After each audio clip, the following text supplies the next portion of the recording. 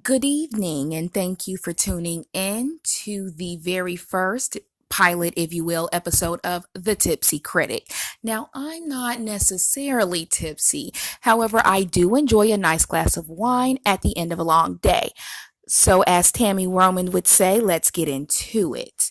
Now, as we await favorites such as Queen Sugar and Insecure, which airs on HBO, to reemerge with their third season, had to highlight some shows that are currently in rotation. Now, The Quad airs on BET Tuesday nights, 10 p.m. Eastern, 9 p.m. Central, starring Anika Noni Rose, which those of you may know as the provocative jukebox on 50 Cent's Power. And I put provocative lightly. She plays Dr. Eva Fletcher on The Quad, classy, Ivy League educated, recently hired president of a financially fledgling HBCU. That's historically black college or university. Now, her character was actually recently unceremoniously fired from her previous college, which is the reason for her switch. Now, the cinematography in the show is simple enough, keeping the scene short as it bounces or segues from one plot to another. And yes, we are dealing with several plots here. The show itself can certainly be likened to your vintage after school special, as it is chock full of teenage angst, date rape, underage drinking, frat hazing, the whole nine, and all set to your 21st century black college backdrop. Now, what makes this series stand out is the blatant and spot on portrayal of today's racial injustice. This show gives you in your face examples backed up with factual occurrences and makes no apologies about it. I mean, when you think about the number of celebrities and the athletes that have actually shown their support for racial equality nowadays, naturally you would see a drama like this on BET. Of course, it makes sense.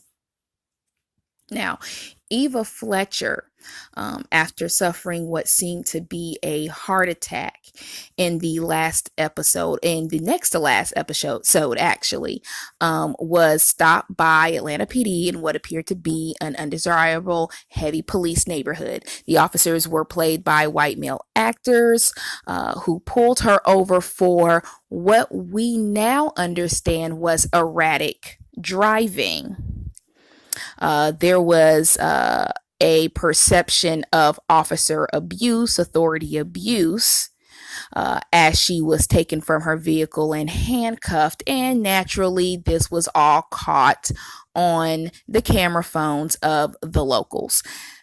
To drive the message home, there was a reoccurring motif in this current season of one of the students, Cedric Hobbs, played by the disarmingly attractive Peyton Smith. Must be an up and comer. That's the next Michael B. Jordan, if you ask me. But anyway, and he's wearing a hoodie. In between scenes, he's seen wearing a hoodie and watching the interview of Miss Gwen Carr, the mother of Eric Garner, an African American father that was slain at the hands of police in New York City.